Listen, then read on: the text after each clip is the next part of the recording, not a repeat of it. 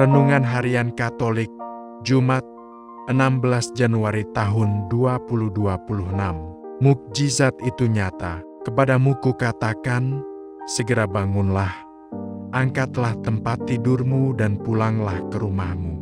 Dan orang itu pun bangun, segera mengangkat tempat tidurnya dan pergi keluar di hadapan orang-orang itu, sehingga mereka semua takjub lalu memuliakan Allah. Katanya, yang begini belum pernah kita lihat. Markus bab 2, ayat 11 dan ke-12. Saudara-saudara, kali ini Yesus menyembuhkan seorang yang lumpuh. Mukjizat itu nyata terjadi ketika Yesus menyembuhkan orang lumpuh karena iman orang lumpuh itu sendiri dan juga iman orang-orang yang prihatin karena kelumpuhannya ini. Orang lumpuh lalu diantar kepada Yesus dengan usaha yang tidak mudah. Bahkan mereka membongkar atap rumah orang supaya orang lumpuh itu dapat berjumpa dengan Yesus dan dapat disembuhkan. Betapa besar iman orang yang mengangkat si lumpuh, hingga mereka sampai menjebol atap rumah hanya untuk membawa si lumpuh kepada Yesus. Adegan ini menggambarkan Yesus yang punya kuasa, sehingga cara apapun ditempuh untuk menyaksikan kuasanya. Gelombang protes pun diberikan para ahli Taurat kepada Yesus, karena ia melakukan mukjizat dan mengampuni orang saat itu. Namun, Yesus tetap konsisten untuk menunjukkan kuasanya. Ia menyembuhkan orang lumpuh dengan kuasa ilahinya. Lihatlah, di satu pihak para ahli Taurat melawan Yesus. Namun di lain pihak banyak orang merasa takjub dan berkata, yang seperti ini belum pernah kita lihat. Percakapan yang dilakukan Yesus dengan ahli Taurat mengajarkan kepada kita betapa besarnya nilai hidup manusia. Kadang kita selalu menilai negatif apa yang dilakukan orang lain tanpa memperhitungkan nasib orang lain. Pengampunan Yesus dianggap sebagai hujatan bagi Allah, karena ahli Taurat hanya memahami teori dan perintah dengan buta. Tetapi bagi murid Kristus, pengampunan dan penyembuhan adalah rahmat sehingga mereka merasa bangga dan gembira oleh kasih Allah.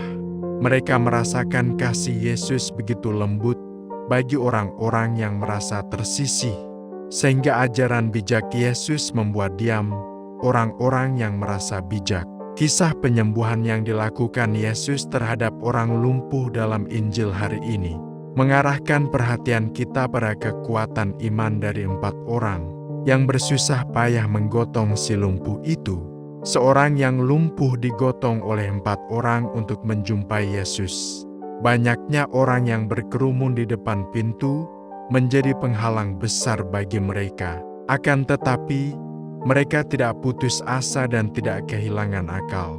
Kuatnya keyakinan membuat mereka berupaya mengalahkan rintangan. Dan teguhnya iman mereka mengalahkan kemustahilan untuk menjumpai Yesus. Mereka berupaya dengan membuka atap dan menurunkan si lumpuh ke ruangan di mana Yesus berada. Melihat iman mereka, Yesus mengatakan, "Hai anakku, dosamu sudah diampuni." Sebagai seorang nabi, Yesus mengerti benar apa yang menjadi kerinduan terdalam si lumpuh, yaitu mendapatkan pendamaian dari Allah. Yesus tidak hanya berhenti menyembuhkan hatinya, tetapi juga penyakitnya, dan ia pun sembuh.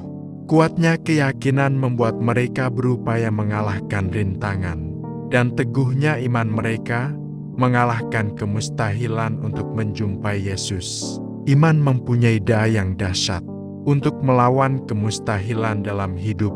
Iman juga selalu mampu menggerakkan hati dan budi untuk mengupayakan hal-hal baik dalam kehidupan bersama orang lain.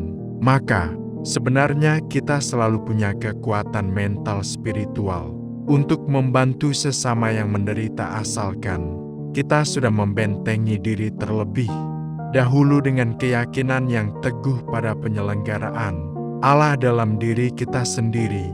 Beriman berarti selalu bergantung pada rahmat Allah dan tidak melulu mengandalkan kekuatan pribadi.